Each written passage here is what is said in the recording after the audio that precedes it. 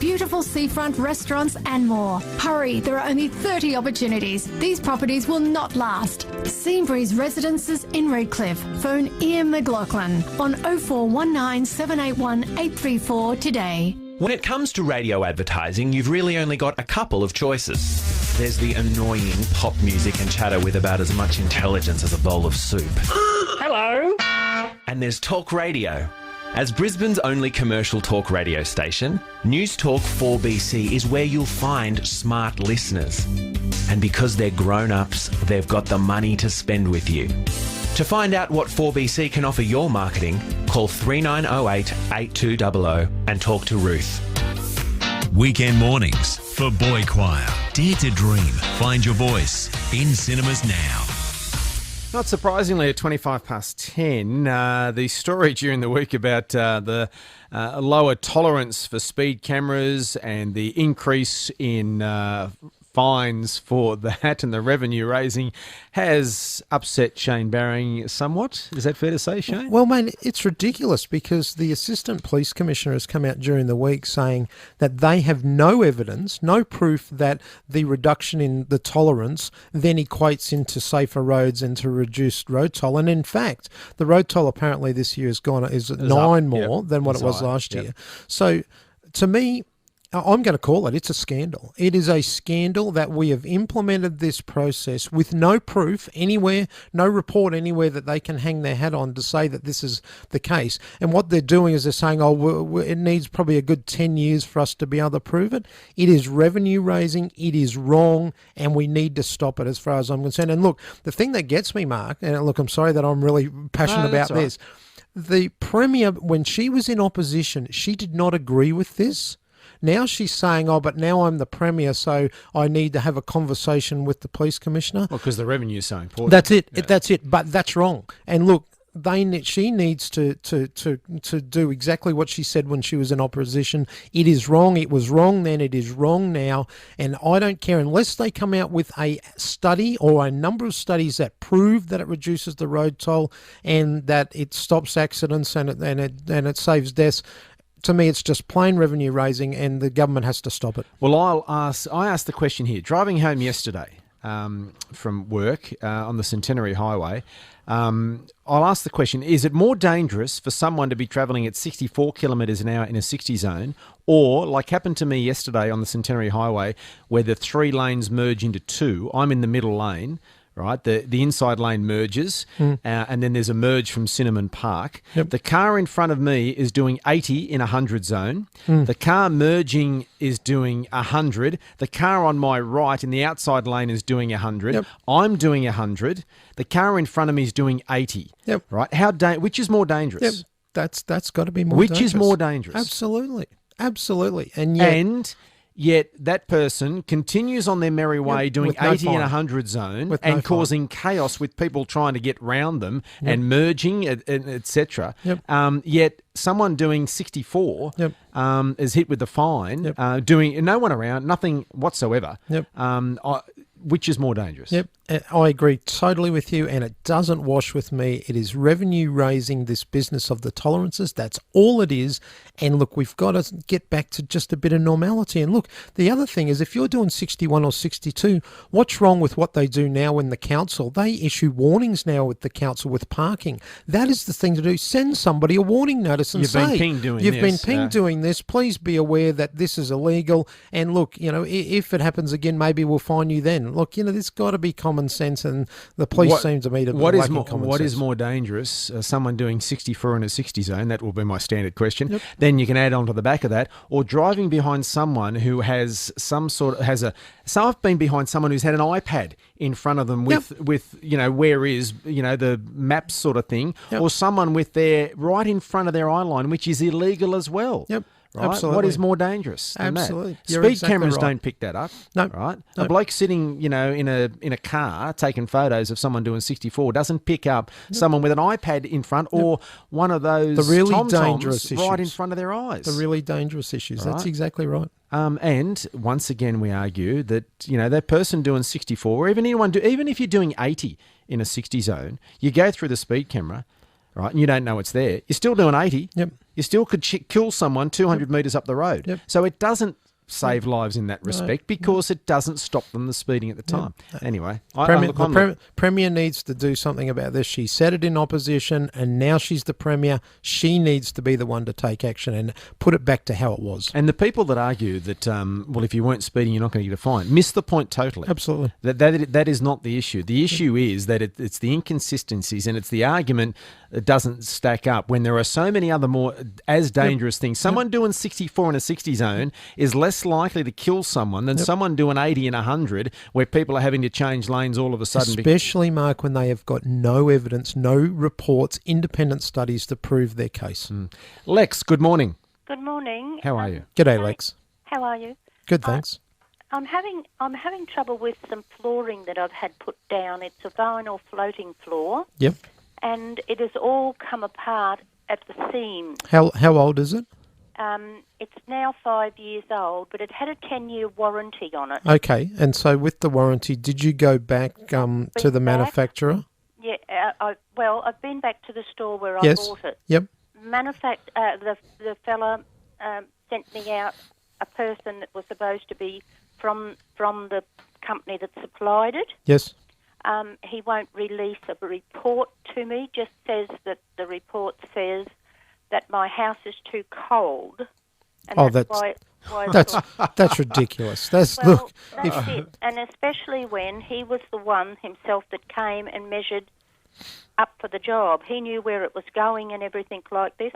Can you send me an email off air? Yes. And look, I will follow that up for you and see if we can't get a result. Even though last show doesn't really matter, I'm still going to help you because that is ridiculous. Have you ever heard of any such nonsense that the house is too cold, so that's why your flooring has gone astray? So look, send me an email off air and I will follow this up with the store and see what we can do for you. He won't even answer any. I've been sending him registered letters and everything. He just won't answer. No, well, we might have to suggest that there might have to be some other media attention. So look, send me an email and admin@redtapebusters.com.au and we'll see if we can help you. I'll put you on hold there, Lex, and you've just disappeared. There you go.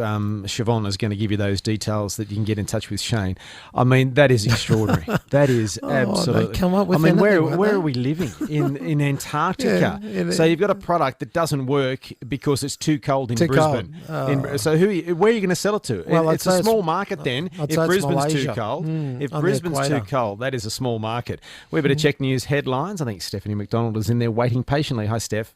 Thank you, Mark. Yes, I am. The President of Nepal says at least 1,500 people have been killed in a devastating earthquake which triggered an avalanche on Mount Everest. The 7.8 magnitude tremor has devastated the country's capital of Kathmandu, and there are fears for 6 Australians who were in the area. Lawyers for the Bali 9 duo on death row aren't giving up their fight despite the pair receiving an official notice ahead of their execution.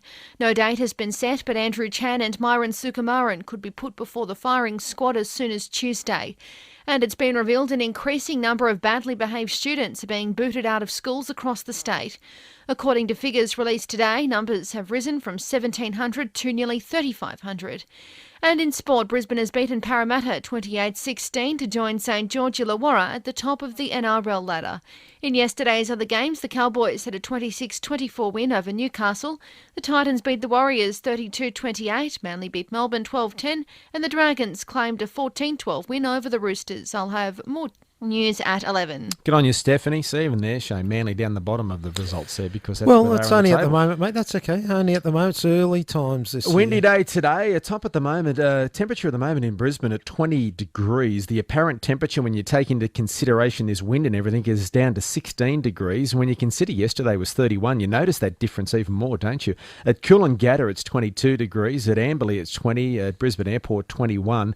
Archerfield has 20 degrees. So the wind is the problem, and that's caused the outages in Brisbane City. A gum tree has come down and done damage with the mains, connected to the mains. So 1,500 homes are affected and workers are on site. So this wind has caused a gum tree to come down, and that is why Energex is saying there are power outages. It's 26 to 11. We'll take a break here on 4BC Weekend Mornings, joined by Shane Bowering from Red Tape Busters. G'day, it's Ben Davis. All this week, 4BC is giving you the chance to see Australia's biggest live event of the year, AC/DC at Cusack this November. Every day, I'll play an Akadaka riff. Name the song and win a double pass. It's that easy. The one thing you've got to do in your lifetime is see AC/DC live. Win tickets all this week with me on Drive here at News Talk 4BC. G'day, Dr. Carl here. Now, which of the following existed 40 years ago? The web? CDs? Mobile phones? None. A lot can change in 40 years, and that brings me to the latest intergenerational report. It's used by business, scientists, economists and governments to help plan Australia's next 40 years. If we make the right decisions now, Australia could be standing on the threshold of its greatest era. Search Challenge of Change to see my talk and form your own view. Authorised by the Australian Government, Canberra, spoken by Dr. Karl Kruszelnicki. G'day, I'm Ant, and I'm one of the team at AAT Kings, Australia's favourite guided holiday company, inviting you to jump aboard AAT Kings' amazing April sale. Have you ever been to New Zealand? Book your holiday across the ditch before April 30 to receive an amazing 50% discount for your travel partner when you both travel on one of our guided holidays of 5 nights or more. Surely just after the cricket is the perfect time. Conditions apply, so call us, visit your travel agent or go to aatkings.com. AAT Kings, bringing Australia and New Zealand to life. Harvey Norman Super Sunday. One day only, this Sunday. Super deals store-wide with a huge 5 years interest-free. Amazing offers, epic savings, spectacular deals, stunning prices. Plus, for one day only, a super 5 years interest-free. No deposit, zero interest with monthly payments until April 2020. Approved applicants only. Minimum finance amount $1,500. Interest applies if you do not comply with terms and conditions. Fees and exclusions apply. See website for details. One day only, heroic savings store-wide. Don't miss Super Sunday at Harvey Norman. 4BC Traffic, Renaissance Retirement Living, everything you'd ever want, including comfort and convenience. There's currently a power outage in Mackenzie along Mount Cravac-Capalaba Road, which means some of the traffic lights could not be working. Be careful through those intersections. In Kipera, there's a burst water main on Samford Road. It's inbound just before Dawson Road. Their left lane is currently blocked because there's water over the road. Also, some light traffic now southbound on the M1 from the Gateway merge Napier Plains. And there's a radar in Mango Hill on the Bruce Highway. Don't miss the fun days of huge savings at Oz Design Furniture's 20 to 50% off everything sale. Ends tomorrow. Hurry to Oz Design Furniture, Homemakers City North, Fortitude Valley. It's Luke with more 4BC traffic in 30 minutes. 4BC Weekend Mornings with Mark Braybrook. 4BC Brisbane. 23 to 11, Shane Bowering joining me for the last time on this Sunday morning as we make our way towards 11. Now, Sunday Funnies coming up shortly. A movie was released 40 years ago this year, and the cast have been on the circuit in the United States celebrating the fact that movie was 40 years old today. We're going to play some pieces from that movie as our Sunday Funnies today. Just before I let you go, mate, we've had, I think there's some areas in Queensland we could learn a lot from other states. I do miss daylight saving. When I go to Sydney now and during summer, you realise how much there is benefit. I know that's a very controversial statement here in Queensland. A lot of people disagree with me, but that's life. But one way that we are very, very, very much ahead of all the other states is our anti-smoking laws here in Queensland, and I think we should be very proud of those. Yep, I agree with that, and it came up on the Sunshine Coast apparently during the week that somebody had been fined for smoking in a car, and there's been 14 of those fines apparently issued over the course of the year. Smoking in a car with someone under 16. That's right, exactly. Yeah. And look, I don't have a problem with that at all, because to me, maybe because I'm a non-smoker, but look, I just think that that's just legitimate, that, you know, you shouldn't be smoking, especially with young kids, and that, you know, that's the rule. And, you know, so therefore, if you're doing it, well, you should be fined. And I agree that we are a long way ahead with our smoking laws, and we should be proud of that. And, you know, so I don't think there's anything to be said for someone who's smoking with kids in a car, and that's just my personal opinion. $227 is the fine, which got whacked. Yeah, which is not a small fine. Yep. You really notice it when you go to the southern states. Melbourne in particular, I think more than Sydney, but noticeable in Sydney, with the fact that, and Sydney's changing a little bit, I think, the fact that here you can't smoke where food is served, inside or outside. It's just not allowed. Melbourne's a bizarre place, Mark. But you are allowed to in Melbourne and Sydney. You walk down the streets of Melbourne and every second person will be smoking as you're walking behind them in the city, and to me, and you don't have that up here. And I found that really confronting because we go down to Melbourne a fair bit, just for a weekend or whatever. And, we wander around and like to go to the different venues to eat. But the amount of smokers in Melbourne is unbelievable. I don't know what the percentage is, but it is massive. And you're walking along and all of a sudden you get the cloud of smoke in your face as you're walking behind. I just find it disrespectful. And the thing that I find offensive too is the fact that because they are allowed to smoke tables outside the restaurants or the cafes in the laneways there, and they are the seats that you'd like to get that atmosphere. Yeah. You can't because they're all taken up by smokers. Absolutely, and it just makes me cringe. And I've never even had a puff of a smoke, and even the thought of doing it just makes me yuck. It's horrid. But look, we are way ahead, and I think we should be proud of that. Absolutely. Well, mate, that's all we have time for today. Thank you so much for your contribution, not on this program but others. I'm sure we'll hear you on 4BC in the future as well. No doubt. I'm sure I'll pop up somewhere, mate. And thanks to all our listeners over 10 years. It's been a wonderful experience. And who would have thought, Mark, when I was a buffhead ex-footballer, public servant, that I would have been on 4BC? Look, it's been fantastic. Making a thank goose you very of yourself much. Sitting there in a manly shirt and cap and all that sort of stuff. Well, you've got one more listener to help with Lex there with that floorboards. And that might be a fitting last one. Exactly. What an excuse. The floorboards are faulty because it's too cold in Brisbane. So it's a very small market that person's trying to sell to. We'll get an outcome for her. And no doubt. So good on you, mate. Good on you, Mark. Good luck to Manly for the remainder of the year, and hopefully we'll cross paths again soon. Shane Bowering from Red Tape Busters. Just before we go to a break, speaking of embarrassing, British Prime Minister David Cameron, of course, there's an election coming up in the UK. He's made a blunder during his campaign, and I don't know how this could possibly have happened. Certainly this would not happen to Shane Bowering, but David Cameron, the Prime Minister of the UK, forgot which soccer team he supported. He's an Aston Villa fan, but he said in a speech yesterday that he supported West Ham. Now, Aston Villa's in Birmingham, West Ham is in London. They're both in the English Premier League. They both wear the same colours, claret and a sort of a light blue. But how do you forget which team you support, no matter what the sport is? He admitted later that it was a brain fade, that it was a mistake, that he is an Aston Villa fan. His uncle, William Dugdale, was chairman of Aston Villa. That's why he supports Aston Villa and has done so since 1982. So what's that? 18 plus 33 years he's followed that team and just forgot, had a brain fade. I'm not sure how that happens, and that would certainly have upset Aston Villa fans. So David Cameron, I wonder whether that will have an impact on the election. It shouldn't, the fact that your Prime Minister can't remember which sporting team he follows. You'd like to think there are more important things in life, but that would be embarrassing, forgetting which sporting team you follow. He's an Aston Villa fan, but said he supports West Ham. I will never forget that I am a Tottenham Hotspur fan, none others. That'd be like me saying that I support Arsenal. Oh, couldn't do that. 18 to 11.